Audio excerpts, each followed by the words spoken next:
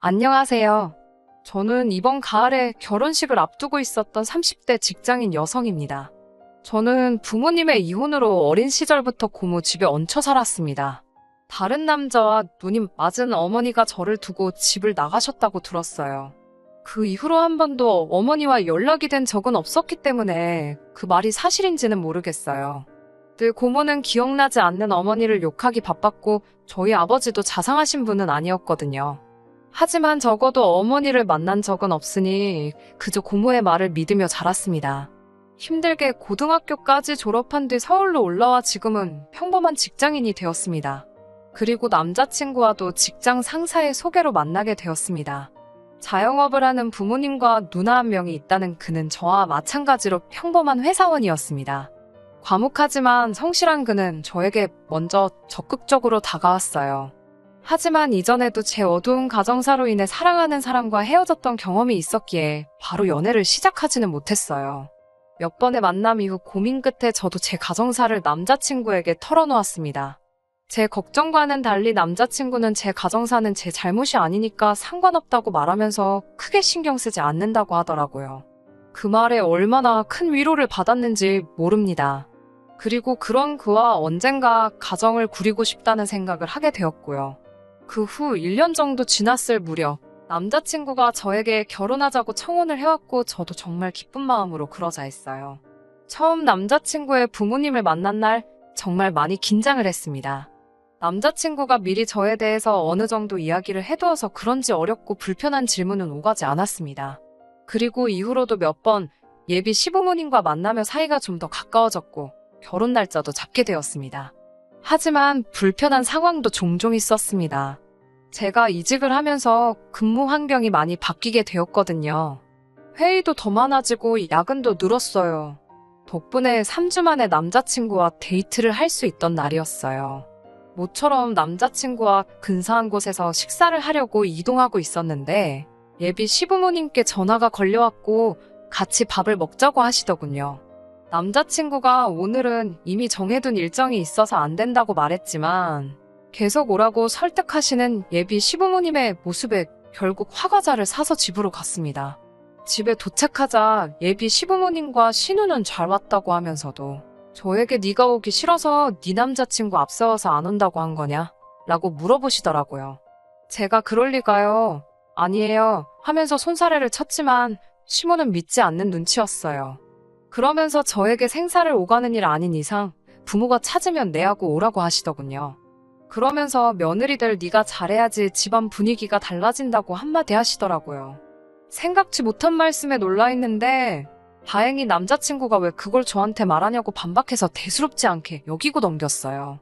그리고 한 번은 남자친구네 가족 모두가 일이 있어서 예비 시모 혼자 가게를 봐야 하는 상황이었어요. 제가 그 말을 듣고 어떡하냐 많이 힘드시겠다 이렇게 얘기를 했어요. 그러자 남자친구가 그럼 제가 하루 회사 쉬고 가서 도와드리면 안 되냐는 거예요. 저는 당연히 농담이라고 생각하고 한 귀로 듣고 흘려넘기려는데 남자친구가 자꾸 갈 거냐고 되묻는 거예요. 그제서야 농담이 아니라는 걸 알았죠. 그래서 제가 진심이냐고 물었더니 남자친구가 가서 도와드리고 점수 좀 따라는 거예요. 제가 황당해서 회사 일까지 내가 빠져가면서 가게에 나가야 되는 이유도 모르겠고 내가 왜 점수를 따야 되냐고 물었어요. 그러자 저더러 별것도 아닌데 날 세운다고 매정하다고 뭐라 하더라고요. 일을 더 크게 만들기 싫어서 어쨌든 그렇게는 못한다고 자르긴 했는데 기분이 계속해서 언짢더라고요. 결혼 전에도 이러면 결혼 후에는 얼마나 뭘 부탁하려고 그러나 싶기도 하고 걱정이 됐어요. 게다가 저를 힘들게 한 또 다른 이유는 시모가 그렇게 남 흉을 본다는 거예요. 친지분들 흉도 보고 이웃들 흉도 보고 모든 사람을 깝니다. 문제는 그걸 자꾸 저랑 이야기하고 싶어 하세요. 제가 회사에 있다고 아무리 말씀드려도 수시로 전화를 하시는데 대부분 내용은 옆집 여자가 나한테 뭐라고 했다. 혹은 문득 생각난 건데 옛날에 내가 이렇게 억울한 일이 있었다. 뭐 대부분이 이런 식의 별 볼 일 없는 내용이거든요. 그래서 언젠가부터는 솔직히 제가 일부러 몇 번 전화를 안 받은 적도 있었고요. 그런데 이 이야기를 시모가 남자친구에게 한 모양이더라고요. 제가 시모한테 전화도 자주 안 하고 잘 받지도 않는다고요. 남자친구가 저에게 자기랑 누나는 성격이 살갑지가 못해서 어머니한테 달라붙어 다니지 못한다고, 그걸 제가 해줬으면 좋겠다고 하더라고요. 제가 밥 먹을 시간도 없을 만큼 회사 일이 바쁜데 그렇게 어머님 하소연 들어드릴 시간 없다고 딱 잘랐어요. 그러자 남자친구는 하루에 5분 일주일에 3-4번만 해주면 되는 건데 왜 해보지도 않고 안 된다고 하냐고 서운하다 하더라고요. 제가 남자친구에게 자기도 못하는 걸 나더러 대신 하라고 하는 건 불공평하다고 하니 저더러 며느리가 되면 딸이나 마찬가지인데 뭘 그렇게 따지냐고 화까지 내더라고요. 그러다 제가 결정적으로 파혼을 결심하게 된 계기가 있습니다. 그건 바로 돈 1,000만 원 때문이었습니다. 이직 한 회사에서 아이디어 공모전이 있었어요. 사내 행사답지 않게 큰 돈이 상금으로 걸려 있어서 며칠 밤을 새며 열심히 준비했는데 다행히 결과가 좋아 1등을 차지할 수 있었습니다. 휴가 3일과 상금 1,000만 원이 포상으로 주어졌고요. 처음에는 여행을 갈까 생각도 했지만 역시 결혼할 때 보태는 게 좋겠더라고요. 남자친구도 모아둔 돈이 많지 않았고 저 또한 여유 있는 상황은 아니었으니까요. 남자친구에게 이 소식을 알리니 남자친구도 무척 기뻐했습니다. 남자친구가 그 돈을 어떻게 쓸 거냐고 하길래 당연히 우리 결혼 자금으로 써야지라고 했어요.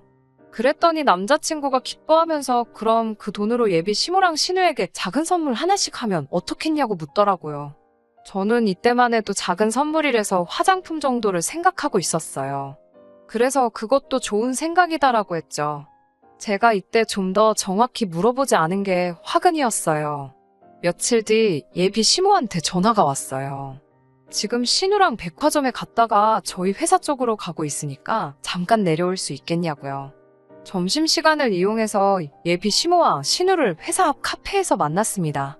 둘 다 기분이 매우 좋아 보였어요. 시모가 저에게 백화점에 갔더니 너무 예쁜 게 많아서 고민이 되더라며 대화를 시작하더라고요.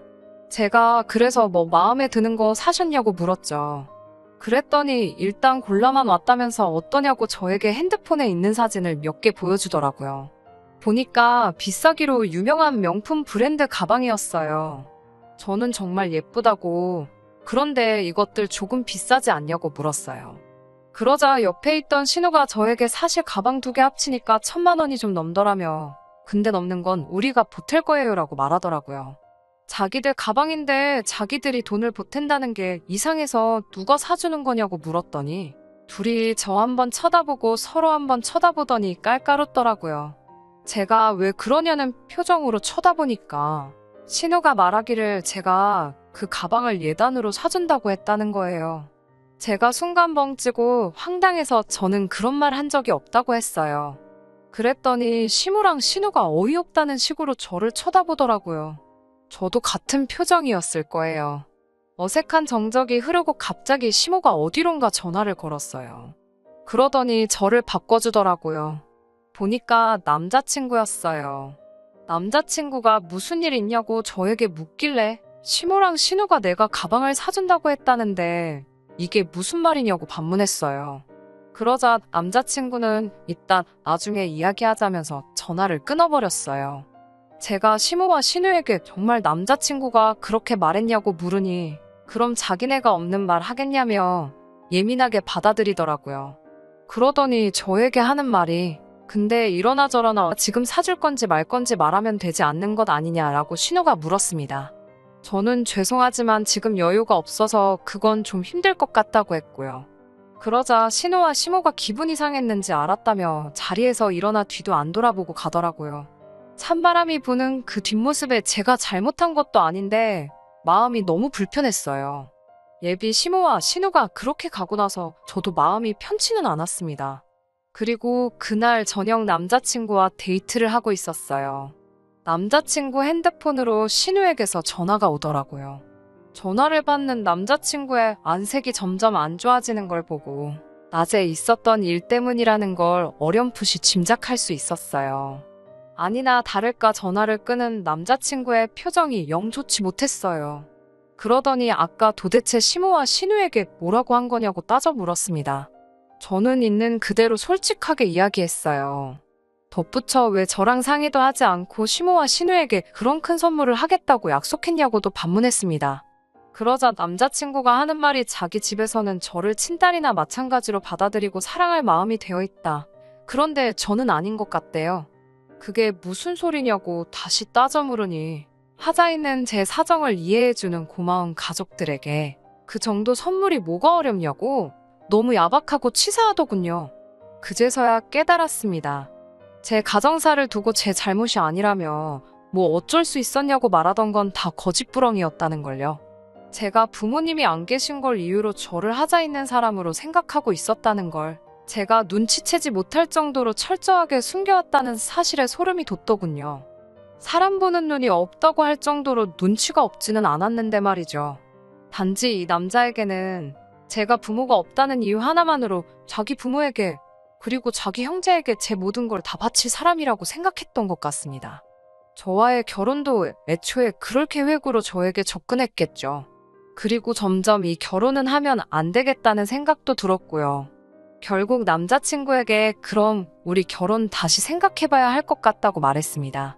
남자친구는 그깟 1,000만 원 때문에 헤어지자고 하는 거냐며 저더러 다시 봤다고 실망이라고 하더라고요. 마지막 기회를 줘보고 싶은 생각 또한 없었지만 남자친구에게 한번 떠보듯이 물어봤어요. 너도 그 금액에 상응하는 만큼 내 고모에게 선물을 하라고요. 그럼 저도 그깟 1,000만 원 아까워하지 않고 신우와 시모에게 선물하도록 하겠다고요. 남자친구는 인상을 잔뜩 찌푸리며 부모님도 아닌 사람한테 뭐하러 그렇게 돈을 쓰냐고 하더라고요. 앞으로 저를 딸같이 여겨줄 자기 가족들한테 돈 1,000만 원 쓰는 게 아깝냐고 성질을 내더라고요. 아까우면 아깝다고 말하라나요. 남자친구한테는 웃으며 대답해줬어요. 그렇지 않다고 1,000만 원이 전혀 아깝지 않다고요. 제 말에 남자친구 얼굴이 환하게 바뀌더라고요. 제가 시간 끌 거 있냐고 뭐 사고 싶은지는 내가 봐서 안다고 백화점으로 당장 가자고 했습니다. 신우와 시모가 골라놓은 명품들을 들고 남자친구와 계산하러 향했습니다. 계산을 하기 직전에 남자친구에게 아직 상금이 입금이 안 돼서 들어오면 곧바로 계좌이체를 해준다고 말하고 남자친구의 카드로 일시불로 긁어버렸습니다. 포장하면서 어차피 드릴 건데 이런 게 뭐가 필요하냐고 택도 뜯어버리고 백화점 쓰레기통에 영수증과 함께 버려버렸어요. 남자친구 집에서 선물을 전달해드리니 두 사람도 입이 귀에 걸려있더라고요. 이럴 거면 아까 진작에 사주지 뭐하러 여러 사람 기분 나쁘게 그랬냐고 하더라고요. 참 끝까지도 좋은 구석이라고는 하나도 없는 사람들이었어요. 남자친구가 저를 대변이라도 해주듯 아직 상금이 입금이 안 돼가지고 그랬던 거라 제 편을 들어주더라고요. 그렇게 분위기가 그쪽 집안들만 신이 나서 화기애애한 가운데 제가 찬물을 확 끼얹어 버렸습니다. 이제 그만 헤어지자고요.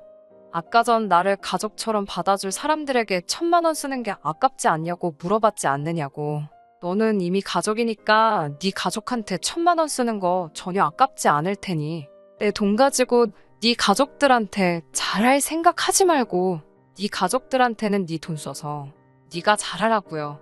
이깟 1,000만 원 똥 차더라고 두 번 다시 엮이지 말라는 교훈값이다 생각하고 눈 꼭 감고 그 가방들 니네 가족들한테 내가 그냥 사줘보려고 생각도 해봤는데 너가 직접 번 돈 가지고 가족들한테 잘하라고 레슨해준 게 있으니까 그 값을 너가 치른 거라고 해줬습니다.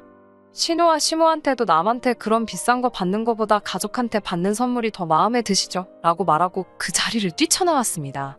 어차피 결혼하면 공동재산이 되었을 것을 그 1,000만 원조차 지 가족한테 지 돈 쓰는 건 아쉬워서 내 돈 가지고 하려고 했다는 게 아직도 괘씸해서 생각만 하면 화가 나네요. 결국 남자친구와는 그날로 헤어졌습니다. 제가 1,000만 원이 아까워서 헤어진 게 아니에요.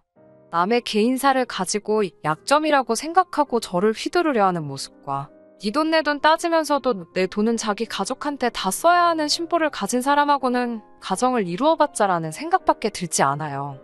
그래도 한때 결혼까지 약속했던 사이이다 보니 핸드폰에 저장된 번호로 사진으로나마 그 집 구석 소식을 볼 때가 있어요. 신우의 SNS에 들어가 보면 그 가방을 들고 찍은 사진이 하나도 없었어요. 평소에도 사소한 것까지 남들 보여주고 싶어 사진으로 전부 찍어 올릴 정도인 사람이거든요. 그런데도 사진 하나 안 올라오는 것 보면 아무래도 그 가방은 환불을 받은 것 같네요. 일부러 영수증도 버리고 택도 뜯었으니 환불하려면 말싸움 좀 해야 했을 텐데 나한테는 그 돈이 아깝냐면서 자기 돈은 정말 아까웠는지 말싸움까지 해서 환불을 받아냈나 봅니다. 그런 거 보면 안전 후회가 없어요. 오히려 결혼 전에 자기들의 본 모습을 까발려줘서 고마울 따름이에요. 제가 그 상금을 타지 않았더라면 꼼짝없이 그 사람들 본성도 모른 채 그 집에 시집가서 어떤 대우를 받고 있을지 뻔하다 보니 오히려 안도의 한숨이 나오네요. 이 1,000만 원만큼은 제가 정말 필요한 곳에 저를 위해 쓰도록 해야겠습니다. 제가 준비한 사연은 여기까지입니다. 끝까지 들어주셔서 감사합니다. 오늘의 사연은 여기까지입니다. 구독과 좋아요, 알람 설정 부탁드리고 더 좋은 사연으로 다시 찾아뵙겠습니다. 감사합니다.